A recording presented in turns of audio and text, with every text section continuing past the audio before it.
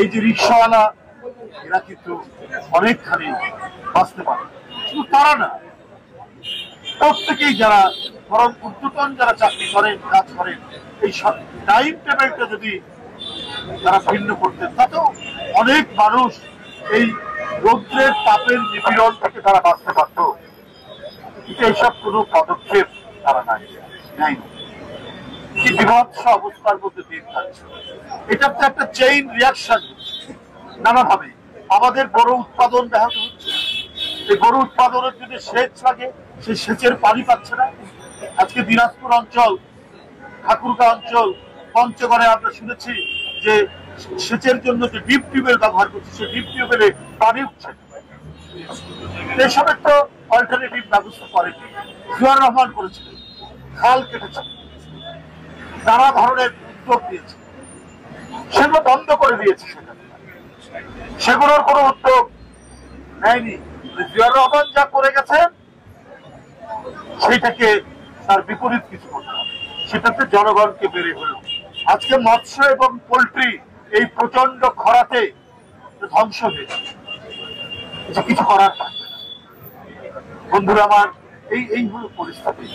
এরপরেও গতকাল ওবায়দুল কাদের সাহেব, সড়ক এবং সেতু মন্ত্রী, উনি যে কথা বলেন, মানুষ এই কথাকে বলে যে শ্রাবণের যে বৃষ্টি ধারা হয়, সেই শ্রাবণের বৃষ্টি ধারার মতো তিনি অনর্গল মিথ্যা কথা করে দিতে পারেন। অনর্গল তিনি মিথ্যা কথা বলে। বিএনপি নাকি ক্লান্ত এবং হতাশ হয়ে গেছে, অনেকেই নাকি দেশ ছেড়ে বিদেশে যাচ্ছে। দেশ ছেড়ে বিদেশে যাচ্ছে তো আমরা জানি, সেটা তো সরকারি দলের লোকরা। আপনি ওবায়দুল কাদের যাবেন, কিন্তু আপনি বলেন না। আপনি মিথ্যা কথা বলার একটা কেমন যেন আপনার অভ্যাস হয়ে গেছে।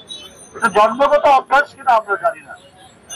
কেন বেসিক ব্যাংকের টাকা তো বিএনপির লোক পারেনি, হলমার্কের টাকা তো সোনালী ব্যাংক থেকে বিএনপির লোক পারেনি। এই টাকাগুলো কোথায়? এই টাকাগুলো তো সব বিদেশে।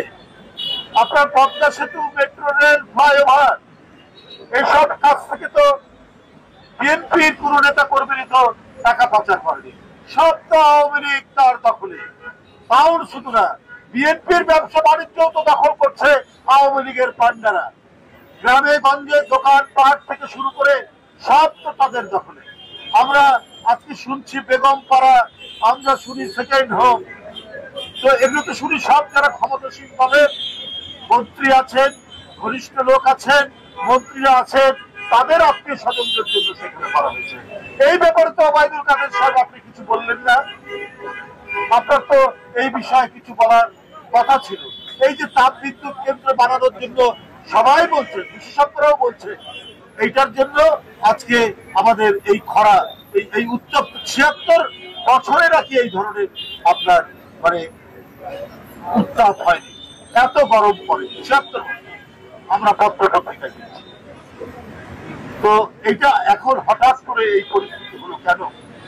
এই পরিস্থিতি হয়েছে আপনাদের চুরির জন্য, আপনাদের মহা দুর্নীতির জন্য, আপনাদের মহা লুটপাটের জন্য। আপনারাই টাকা পাচারকারী, আপনারাই পরবর্তী জীবনে যদি সরকারের পতন হয়, এই কারণে বিদেশে একটা নিরাপদ জায়গা ঠিক করেছেন আপনারা। আর এখন থেকে আপনাদের স্ত্রী, আপনাদের ছেলে মেয়ে, আত্মীয় স্বজনকে সেখানে পাচার করছেন, আর আপনারা সময় মতো আপনারা সেখানে চলে যাবেন। এটাই তো মানুষ বিশ্বাস করে। আরে আমাদেরকে তো জেলে যেতে হয়, আবার জেল থেকে আসতে হয়। আমরা তো জেলে যাওয়া আসার মধ্যে আছি। আমরা এত নিপীড়নের মধ্যেও আমরা আমাদের কণ্ঠ, আমরা আমাদের মিছিল, আমরা আমাদের রাজনৈতিক কর্মসূচি আমরা অব্যাহত রেখেছি। আমরা এই স্বৈরাচার, এই ডাকাত, এই ভোট ডাকাত, এই টাকা ডাকাত, এই দস্যুদের কাছে আমরা মাথা নত করি, এবং মাথা নত আমরা কখনোই আমরা করবো না। বন্ধুরা আমার, উনি বলেছেন আবার কালকে আমাদের প্রধানমন্ত্রী অর্থাৎ শেখ হাসিনা, ওবায়দুল কাদের সাহেবের বক্তব্য, যে তিনি ক্ষমতায় থাকার পর শ্রমিকদেরকে অনেক কিছু দিয়েছে, এই সরকার অন্য কোন সরকার দিতে পারেনি শ্রমিকদেরকে। কি দিয়েছেন আপনি ওবায়দুল কাদের সাহেব? এই বক্তব্য দেওয়ার সময় রানা প্লাজার কথা মনে নেই? 1100 জন লোক ওই বিল্ডিং এর নিচে চাপা পড়ে মারা গেল। এই কথা তো ওবায়দুল কাদের বললেন না? এই কথা কেন বললেন না? ওই রানা প্লাজার রানা কে? ওই হচ্ছে যুবলীগের নেতা। আপনার শ্রমিকদেরকে মাটির নিচে চাপা দিয়েছে, শ্রমিকদের কোনো কল্যাণ করেননি।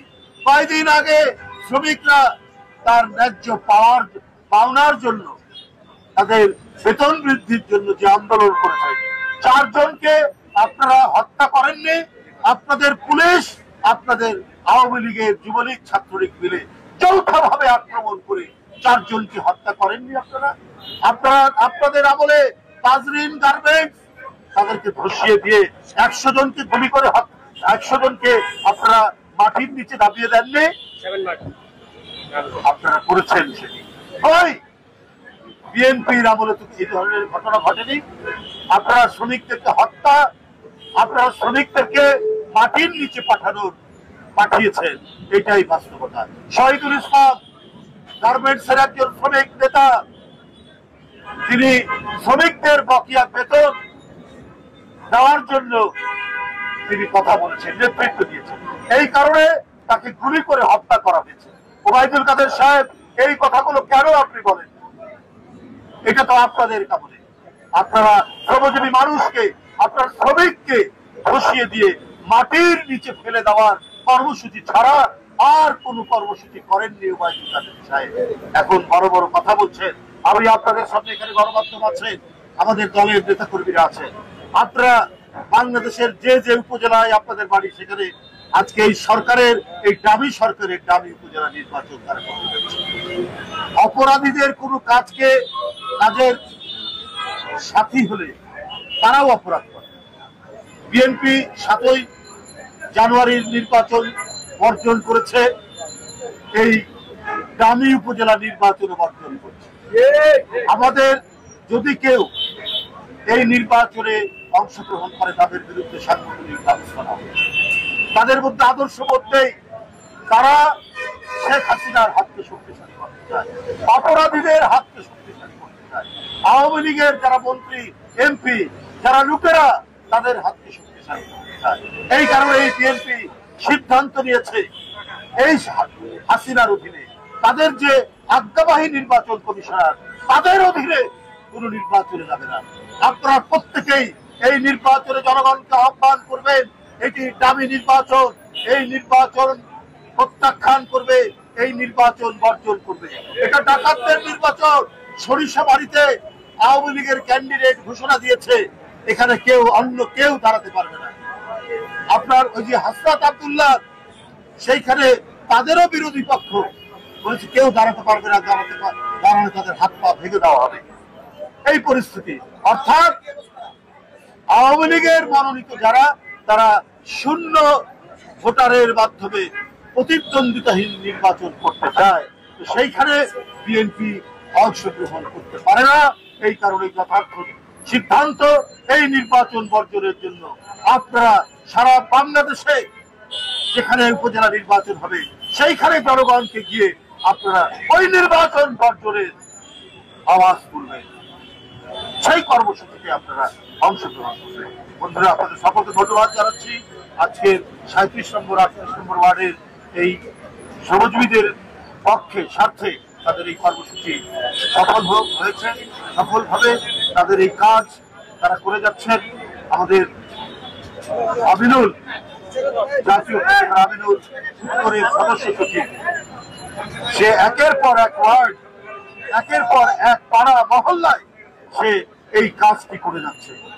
আপনার অসহায় মানুষকে, শ্রমজীবী মানুষকে পানি দিচ্ছে, স্যালাইন দিচ্ছে, তরমুজ দিচ্ছে, আরো নানাবিধ যে প্রোগ্রামগুলো তারা নিয়েছে, এই প্রোগ্রাম যে বিএনপি জনকল্যাণে, জনসেবায় রাজনীতি করে, এটা প্রমাণ করেছে এই উত্তর বিএনপির নেতারা, সারা বাংলাদেশের বিএনপির নেতারা, দক্ষিণ বিএনপির নেতারা, ঢাকা মহানগর। ধন্যবাদ।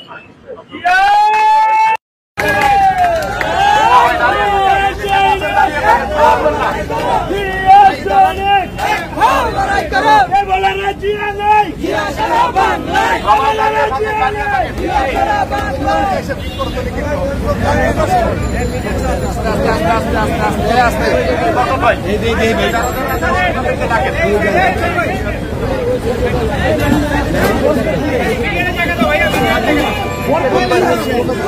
এখন আমাদের রিক্সা চালক ভাই ভ্যান চালক ভাই এবং পথচারীদেরকে পানি বিতরণ করছেন। আমাদের আজকের অনুষ্ঠানের প্রধান অতিথি অ্যাডভোকেট রোহন আমাদের হাত থেকে আমাদের এই পানি এবং যাওয়ার জন্য সুশৃঙ্খল ভাবে আমি বাগদা থানা বিএনপির সভাপতি আহ্বান জানাচ্ছি। আমাদের প্রধান অতিথি আমি যুগ্ম মহাসচিব অ্যাডভোকেট রোহন হাত থেকে সবাইকে দিতে পারে।